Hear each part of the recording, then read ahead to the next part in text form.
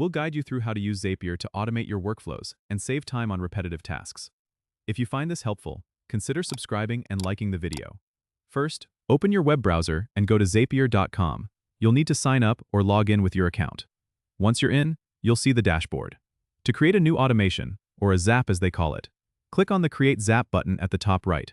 You'll be prompted to choose a trigger app, which is the app where the process starts. For example, if you want to automate an email response when you get a new lead, you might choose Gmail as your trigger app. After selecting your app, you'll specify the trigger event, like New Email Matching Search. Click Continue, and you'll need to connect your account by following the instructions on the screen.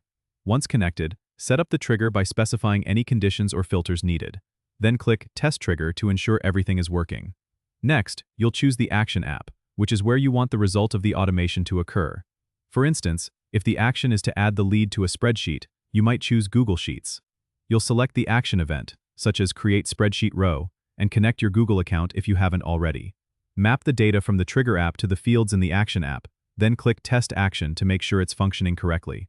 Once both the trigger and action are set up and tested, click Turn on Zap to activate it. Now your automation is live and will run whenever the trigger event happens. You can manage and edit your Zaps anytime under the Zaps tab on your dashboard. Don't forget to subscribe and comment if this helped you out.